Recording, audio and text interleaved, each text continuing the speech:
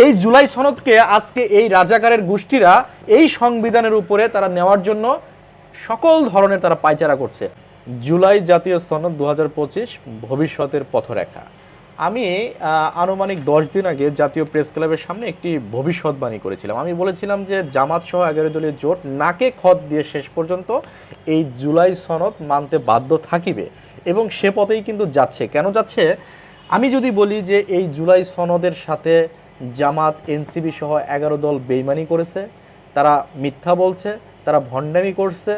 এই জুলাই সনদের মধ্যে তারা যে স্বাক্ষর করেছিলেন, তারা যেসব বিষয়ের উপরে নোট অফ ডিসেন্ট দিয়েছিলেন, এই 84টা পয়েন্টের উপরে তারা যে সমঝোতা করেছিলেন রাজনৈতিক দল, সেই সমঝোতা থেকে বেরিয়ে এসে তারা এখন একরোখা একভাবে তাদের নিজেদের মতো করে এই জুলাই সনদ জাতির সামনে তারা বোঝানোর চেষ্টা করছে, জাতির সামনে একটা ধোঁয়াশা সৃষ্টি করার চেষ্টা করছে। আমরা জাতীয় সংসদ ভবনের সামনে এই জুলাই সনদের উপরে স্বাক্ষর করলাম যে আমরা যদি ক্ষমতায় আসি তাহলে আমরা যেসব বিষয়ের উপরে এখানে একমত হয়েছি সেই বিষয়গুলি আমাদের এই সংবিধানে আমরা সংযোজন, বিয়োজন, সংশোধন করতে আমরা বাধ্য থাকিব, তাই নয় কি?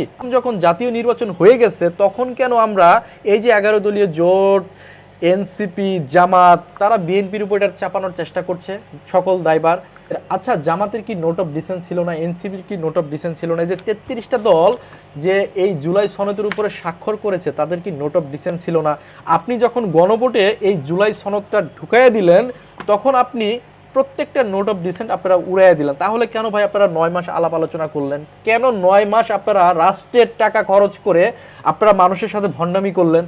এই জুলাই সনদ যেহেতু আপনারা স্বাক্ষর করেছিলেন জাতীয় সংসদ ভবনের সামনে, আপনারা প্রত্যেকটা দলের সাথে আপনারা কমিটমেন্ট করেছিলেন যে যেই ক্ষমতায় যাবে তারা এই জুলাই সনদ বাস্তবায়ন করতে বাধ্য থাকিবে। কেন তাহলে এই 11 দলীয় জোট আজকে জনগণের সাথে এই ধরনের ভণ্ডামি করছে?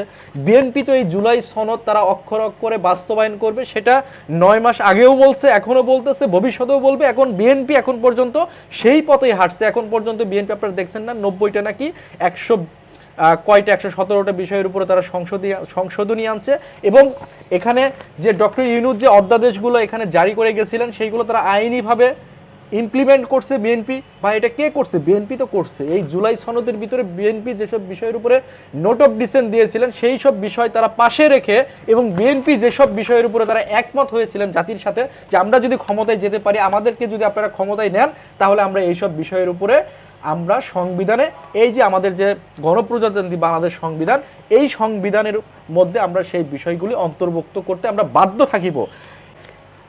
এই যে আপনারা জুলাই সনদ দেখছেন না, এই জুলাই সনদ আসলে কিছু না। তারা এই বাংলাদেশের যে সংবিধান, বাংলাদেশ যে জন্মের সাথে যে সংবিধানের যে ইতিহাস জড়িত, বাংলাদেশ সৃষ্টির সাথে, বাংলাদেশ জন্মের সাথে যে সংবিধান অতপ্রতভাবে জড়িত, এই বাংলাদেশকে আসলে এই 11 দলীয় জোট, এই যে রাজাকার যারা আছে ওই সময় বাংলাদেশের বিরোধিতা করছিলেন, তারা তো এই সংবিধানকে কোনোভাবে মানতে পারে না। এই সংবিধান দেখলেই, বাংলাদেশের সংবিধান, এই গণপ্রজাতন্ত্রী বাংলাদেশ সংবিধান দেখলেই তাদের 71-এর কথা মনে পড়ে যায়। যে পরাজয় বরণ করেছিলেন সেই পরাজয়ের গ্লানি তাদেরকে কুরে কুরে খায়। সেই জায়গা থেকে তারা এই সংবিধানকে মানতে পারে না বা মানতে চায় না। সেজন্যই তারা এই জুলাই সনদকে তারা বাংলাদেশের একমাত্র সংবিধান মনে করছেন। তারা এই সংবিধানের উপরে এই জুলাই সনদকে রাখার জন্য যত পায় তারা সেটি করে যাচ্ছেন। ভাই, পরিশেষে একটা কথা বলতে চাই, আপনি যদি পৃথিবীর সর্বশ্রেষ্ঠ সংবিধান এনেও আপনার পড়ার টেবিলে রেখে দেন না, আপনার আলমারিতে রেখে দেন না, আপনার সুকেজে রেখে দেন না, আপনি যদি রাত দিন 24 ঘন্টা সেই সংবিধান পড়েন, তারপরও লাভ হবে না। কেন লাভ হবে না? আপনার মনোজগতের ভিতরে যদি স্বৈরাচারী মনোভাব যদি সৃষ্টি হয়, আপনার পৃথিবীর সর্বশ্রেষ্ঠ বাইবেল দিয়েও আপনি মানুষকে সুরক্ষা দিতে পারবেন না।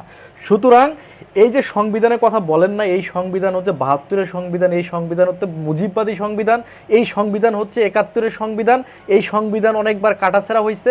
ভাই, এই সংবিধানে কোনো জায়গায় কি লেখা ছিল দিনের ভোট রাতে করা যাবে? এই সংবিধানে কি কোনো জায়গায় লেখা ছিল আমিডামি নির্বাচন করা যাবে?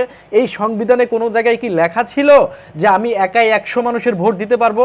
সেটা তো ভাই লেখা ছিল না।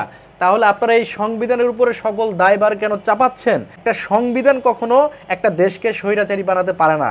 একটা সংবিধান কখনো একটা মানুষকে স্বৈরাচারী বানাতে পারে না। একটা সংবিধান, একটা বই, একটা কিতাব, একটা বাইবেল কখনো একটা মানুষকে স্বৈরাচারী বানাতে পারে না। একটা মানুষ স্বৈরাচারী তখনই হয় যখন তার আশপাশের মানুষজন তাকে স্বৈরাচারী হওয়ার সেই সুযোগটি তৈরি করে দেয়।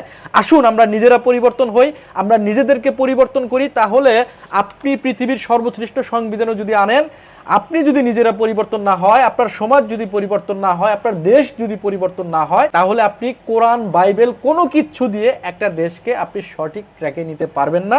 তাই আপনারা এসব জুলাই সনদ, এসব সংবিধান, এসব যুক্তিতর্ক থেকে বেরিয়ে এসে আমরা যেসব বিষয়ের উপর আমরা সমঝোতা হয়েছি, আমরা যেসব বিষয়ের উপর আমরা কমিটমেন্ট করেছি, আসুন আমরা সবাই মিলে সেই বিষয়গুলি আমরা সংবিধানে নিয়ে আসি এবং আমরা সবাই মিলেমিশে একটা দেশ গঠন করি। আমরা মিলেমিশে একটা দেশকে কিভাবে একটা উন্নত শিখরে নেওয়া যায়, একটা দেশকে কিভাবে হচ্ছে বিশ্বের দ্বার প্রান্তে দাঁড় করানো যায়, সেই বিষয়গুলি নিয়ে আমরা ডিবেট করি। সেগুলোই আমাদের জাতীয় সংসদে আলোচনার কেন্দ্রবিন্দু হতে পারে। অহেতুক এইসব কাগজের লেখাটাকে আপনারা বাদ দেন। অন্তত পক্ষে আমরা যে কয়েকটা বিষয়ের উপর আমরা কমিটমেন্ট হয়েছি, সেই বিষয়গুলো আমরা মিলেমিশে আসুন আমরা বাস্তবায়ন করি, বাংলাদেশকে একটি সুখী সমৃদ্ধশালী দেশ উপহার দিই। আসুন না সবাই মিলেমিশে আমরা কাজ করি।